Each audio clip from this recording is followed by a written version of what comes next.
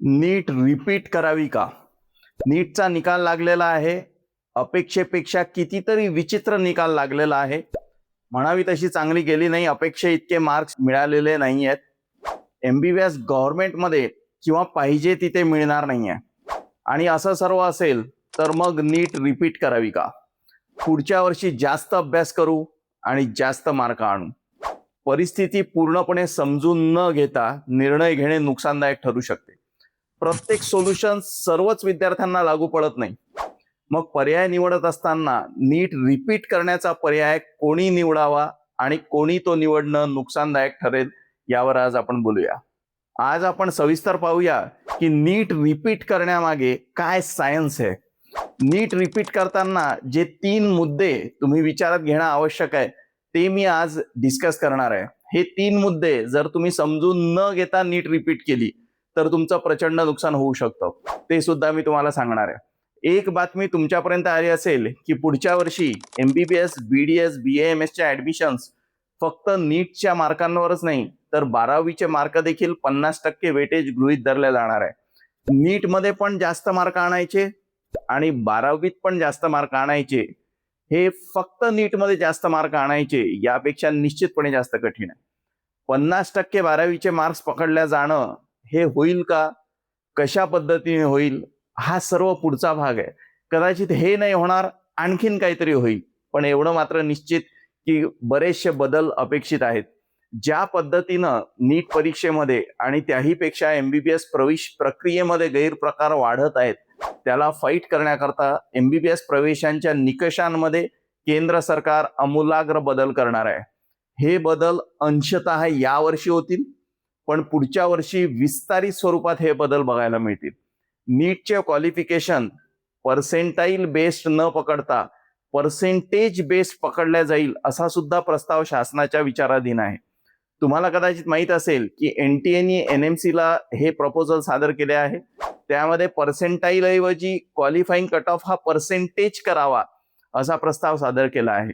नीटमध्ये 50th percentile हा qualifying cut of असतो general कॅटेगरीच्या विद्यार्थ्यांकरता आणि रिझर्व्ह कॅटेगरीच्या विद्यार्थ्यांकरता हा qualifying cut of 40th percentile असतो. मागच्या वर्षी नीटचा qualifying cut off 144 general category करता आणि 113 रिझर्व्ह कॅटेगरी करता असा होता. म्हणजे काय तर या मार्कांइतके किंवा यापेक्षा जास्त स्कोअर असलेले विद्यार्थी MBBS प्रवेशाकरता पात्र आहेत.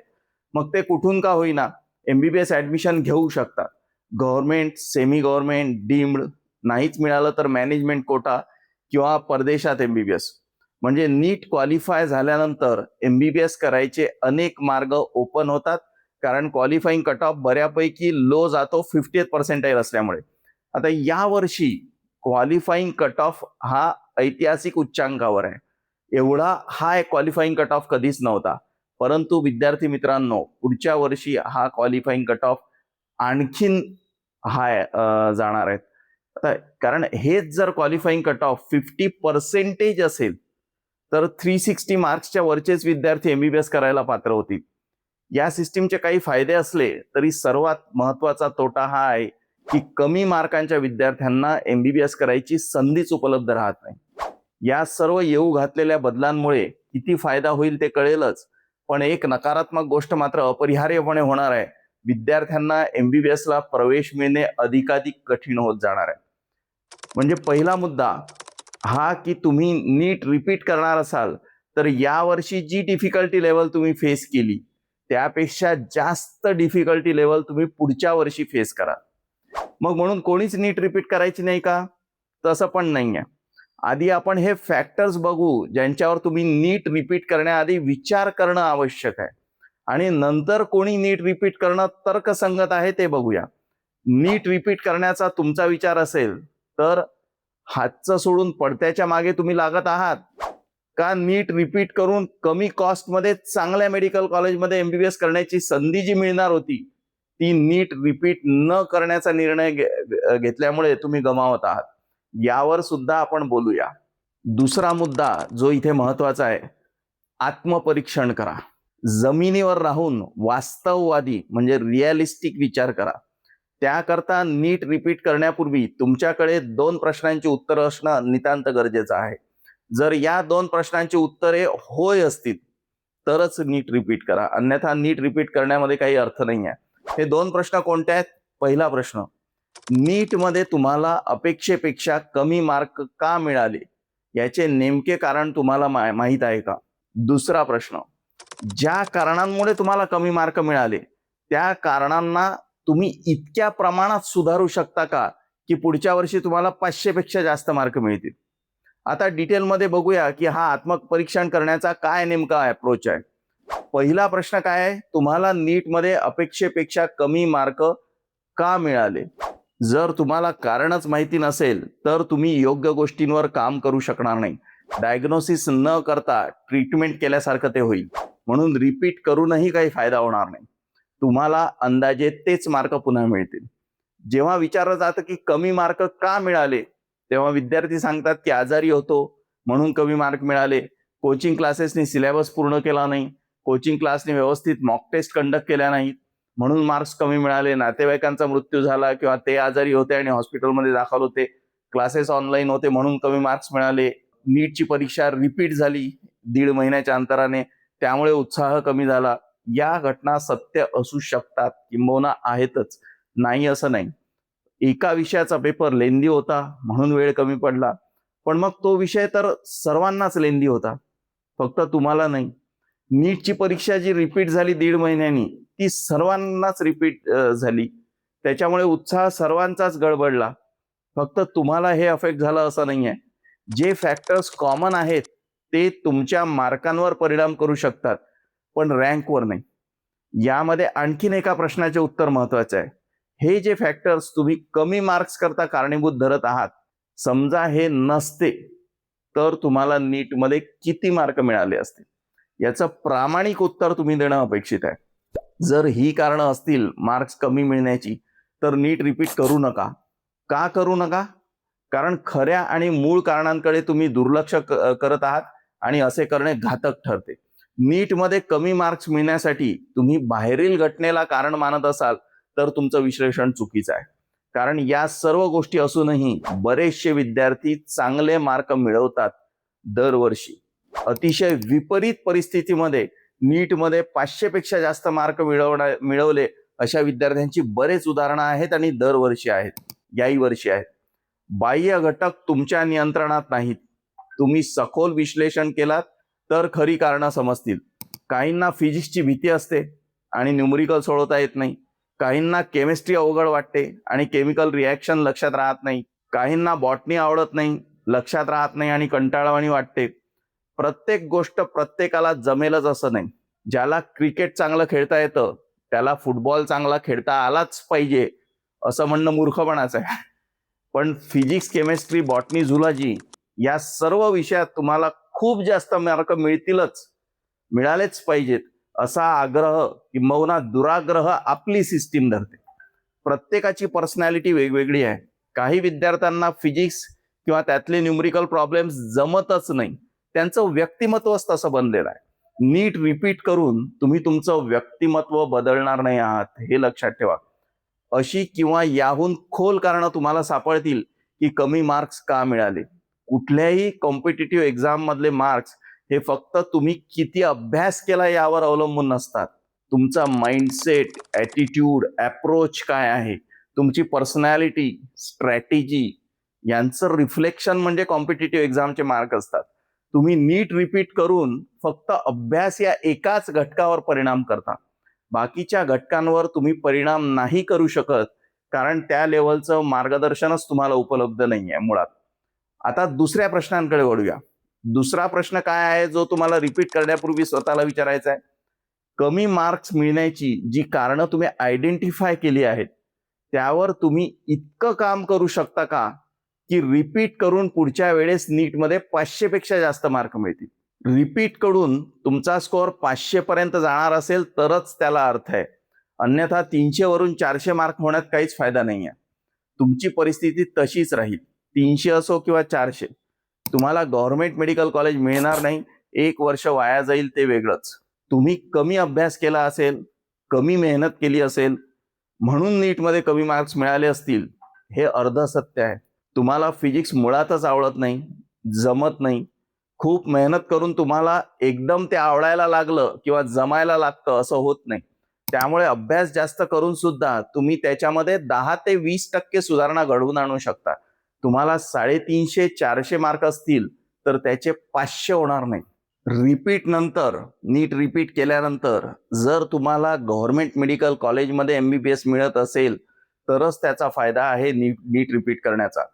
मी नीट रिपीट करण्याच्या विरोधात नाही आहे, परंतु सर्वांनी नीट रिपीट करावी हे म्हणणं चुकीचं आहे. मग नेमकी कोणी नीट रिपीट करावी याकडे आपण हळूहळू येत आहोत.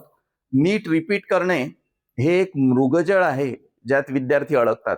हे मृगजळ कोचिंग क्लासेसनी पसरवलेलं आहे, कारण त्यांना रिपीटर बॅचेस चालवायची संधी मिळते. हा त्यांचा व्यवसाय आहे, त्यांची चूक नाही आहे. अधिकृत आकडेवारीनुसार मागील 5 वर्षात नीट रिपीट करणाऱ्या 80% विद्यार्थ्यांचे मार्क कमी झालेले आहेत किंवा ते तसेच राहतात.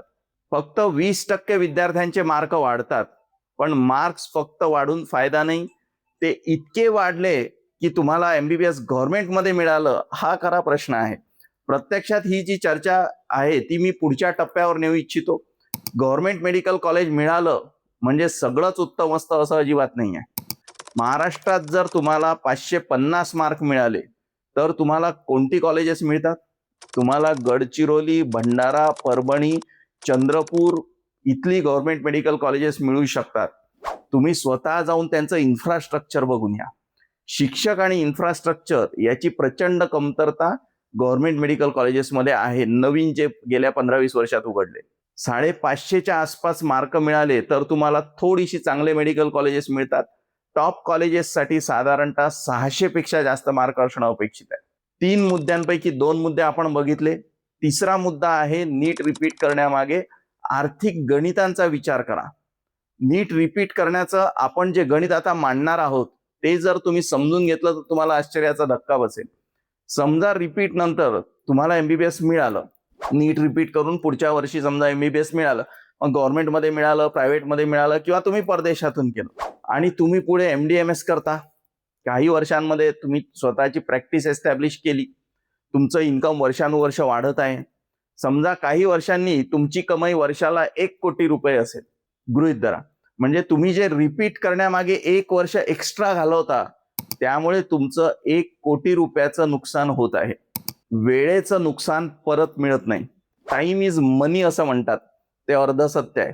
Actually time is more important, much more important than money. या टप्प्यावर करिअरच्या 1 वर्ष खूप महत्वाचं ठरतं. या वयात 1 वर्ष म्हणजे 3-4 वर्षांच्या बरोबरीचं असतं. 1 कोटी रुपये तुमच्यापैकी काही लोकांना अवास्तव वाटत असतील, ते मी आजपासून 10 वर्षांनी म्हणतोय. पण MBBS झाल्यावर लगेच निदान 50,000 रुपये महिन्याला अगदी सहज मिळतात. ते जरी गणित तुम्ही केलं तरी 1 वर्ष रिपीट करता म्हणजे 6 लाख रुपयाचं नुकसान तुम्ही आजच करत आहात. रिपीट करून मार्क्स दीडपट किंवा दुप्पट झाले तरच त्याचा फायदा होतो. विद्यार्थी मित्रांनो, या वयात सगळं पालकांच्या सपोर्टवर चाललेलं असतं. कम्फर्ट झोनही पालकांमुळे आहे. दुर्दैवाने पालकांचा सपोर्ट कायमचा नसतो. MBBSला 5-6 वर्ष लागतात. मेडिकल शिक्षण लांब असतं. MBBS नंतर स्ट्रॅटेजिकली योग्य निर्णय जर तुम्ही घेतले तर तुम्ही लगेच आर्थिकदृष्ट्या स्वयंपूर्ण बनता. कारण इंटर्नशिपमध्ये तुम्हाला स्टायपेंड मिळते आणि पोस्ट ग्रॅज्युएशनमध्ये खूपच चांगली स्टायपेंड मिळते. आर्थिकदृष्ट्या स्वयंपूर्ण झाले तरीही मेडिकल एज्युकेशन लांब चालतं. MBBS पुढे MD-MS, पालकांच्या आजारमध्ये तुमचं लग्न, घर, हॉस्पिटल सेटअप यात वेळ जातो. MBBS नंतर पालकांना तुमच्याकडून सपोर्ट अपेक्षित असतो. सुरुवातीलाच वेळ वाया घालवला तर पुढे स्वातंत्र्य आणि पर्याय कमी प्रमाणात उपलब्ध राहतात. म्हणून 12वी नंतर PG पर्यंतचा वेळ वाया घालवू नका. जिथे MBBS मिळत आहे, मग ते महाराष्ट्रातल्या कुठल्या का शहरात असे ना, प्रायव्हेट किंवा डीम्ड असेल, मॅनेजमेंट कोटा असेल, NRI कोटा असेल, इतर राज्यांमध्ये MBBS मिळत असेल, परदेशात काही ठिकाणी उच्च दर्जाचं MBBSचं शिक्षण मिळतं. जिथे MBBS मिळत आहे तुमच्या बजेटमध्ये ते घ्या आणि पुढे जा. जेवढा वेळ वाया घालवाल तेवढं नुकसान होईल. पण काही स्टुडंट्सनी मात्र नीट रिपीट करायला हरकत नाही. ते स्टुडंट्स ज्यांना 480 पेक्षा जास्त मार्क्स आहेत त्यांनी नीट रिपीट करून पाहायला काही हरकत नाही, कारण ते 550 पर्यंत कदाचित पोहोचू शकतात. इतरांनी मात्र हे लक्षात घ्यायला पाहिजे की वर्षानुवर्षे कट ऑफ हाय जात राहतात, एज्युकेशनची कॉस्ट वाढत जाते, ऍडमिशन घेणं अजून अवघड होत जातं, कारण नवीन नवीन नियम येत राहतात. म्हणून मी निष्कर्ष आधीच सांगितला, जिथे एमबीबीएस मिळत आहे, private, deemed, management, NRI, other states, abroad, जिथे मिळत आहे तिथे एमबीबीएस घ्या आणि पुढे जा. जेवढा वेळ वाया घालवाल तेवढं नुकसान होईल. मार्गदर्शनासाठी संपर्क करा, 100% तुमची मदत करू.